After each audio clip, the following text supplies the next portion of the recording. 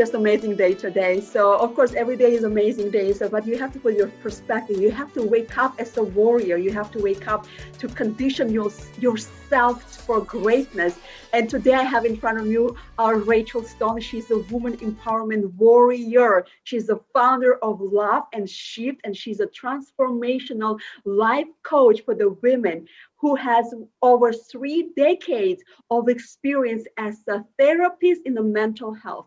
This is just amazing. She's also the author of Love Affair 101. And this is just, and she's also my friend. She's my Greek friend, and I love that culture, Rachel. I love making baklava. I love making, the grape leaves, dish that is absolutely so amazing. So, Rachel, I'm so happy that you are here, girl. Just amazing. Well, thank you so much for having me. I'm really happy to be here too. I was so, it was really funny. It was like Kismet that we met when we did, and we became like fast friends immediately.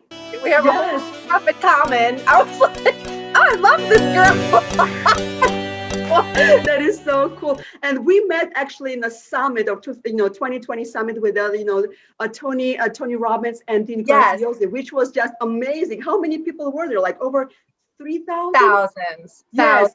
Thousands. Yes, I think there's like last numbers like over 3,000 people. And who could have imagined me and you would have connected like this out of like and I think that we only they put us in breakout rooms. So it was like a total, we had no idea like who would be meeting, and then the other person that was supposed to be in there with us did not even make it. Like, like talking.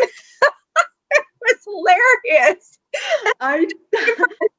And now you're here on my channel, Inspiring Women. So I want to know about the book, because this book is completely different. I've never had a guest, with this experience and who can share something and talk about this topic. So Rachel, I want you to kind of let us know what inspired you to write the book of Love Affair 101 and what this book is all about, because I think the people need to know about that.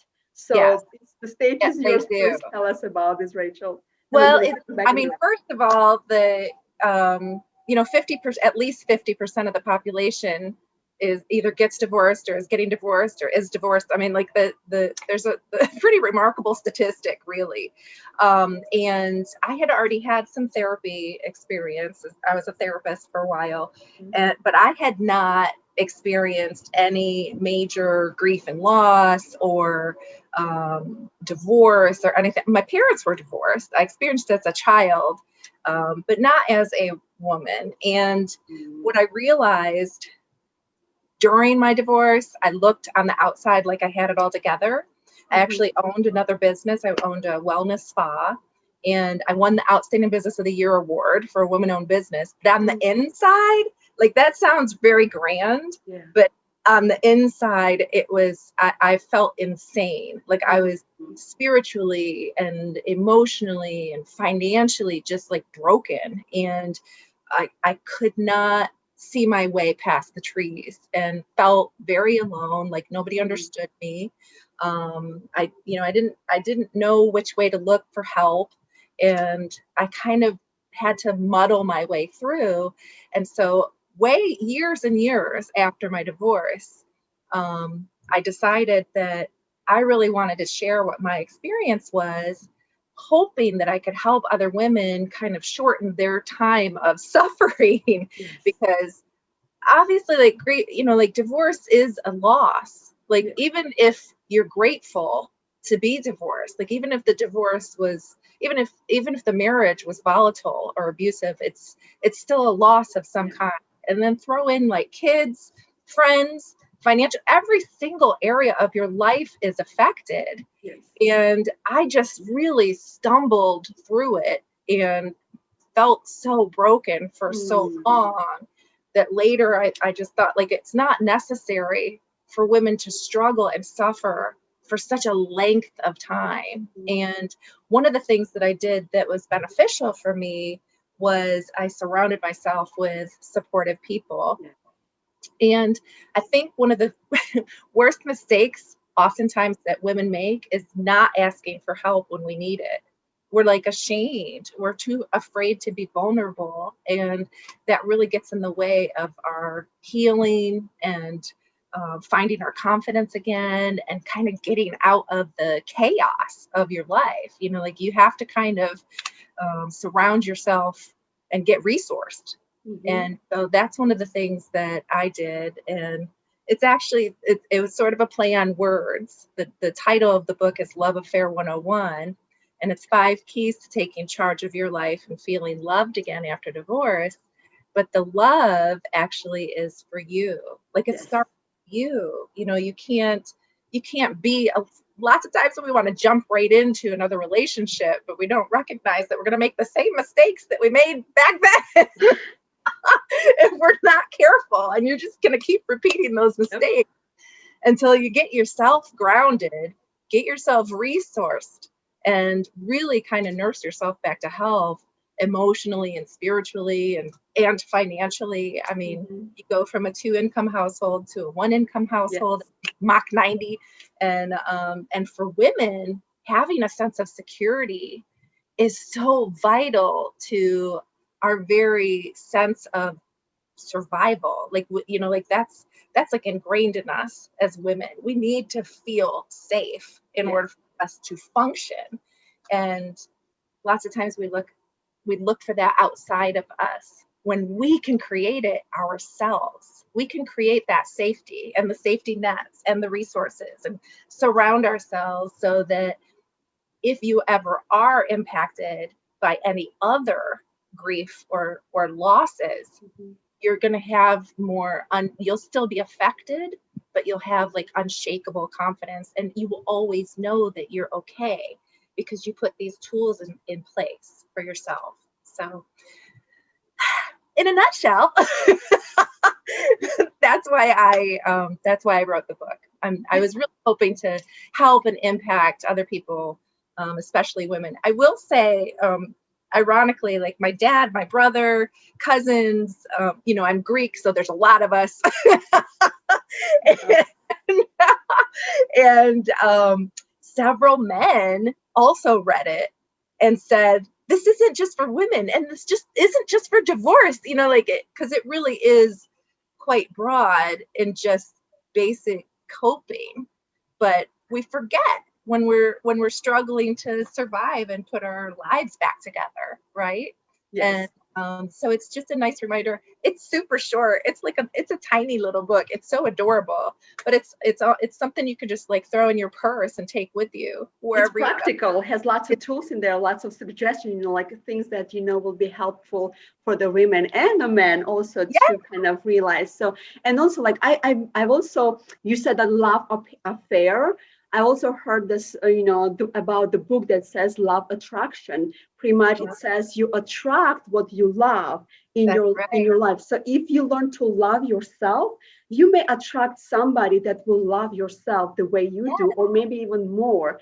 So, and that's why, you know, loving yourself, I think that's the best gift anybody can give to themselves, whether they're divorced or not, whether they're men or women, the kids right now, the teenagers. That's what, you know, we are so consumed with the media out there, so obsessed with celebrities that we do not know that we lose our value, who we are. It's true. And we attract that. Yes. If we love that, we will attract the same thing. Right.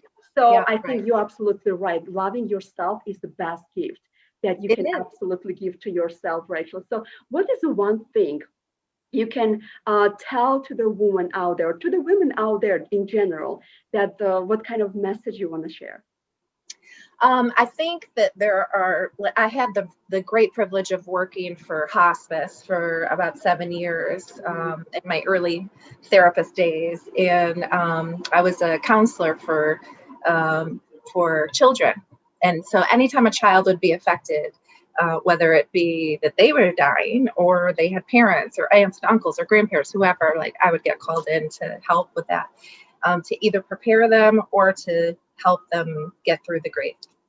And one of the greatest things that I learned is that across the board, any grief and loss, it does shake your confidence, and it does kind of mess up your head so that you don't have like the clarity that you need.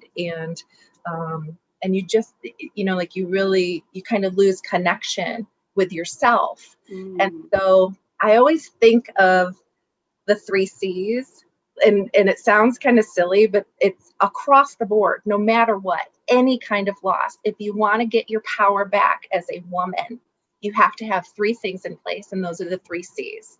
It's comfort, community, and control. And it's such a super easy thing to like write all of the things down that comfort you. And it doesn't have to be a trip to Tahiti. Like it can be, it could be a mani-pedi. It could be petting a dog. It could be taking a walk in the woods. Like it doesn't need to, putting your feet in cold water. It does not have to be extravagant, but make a huge list of all of the things that you enjoy, that give you joy, that you love to do, that comfort you, and pick 3 of those every single day and do them on purpose, because what you're doing is training your brain that you matter, that you are loved, and that you are loving you, but you are worth it, right?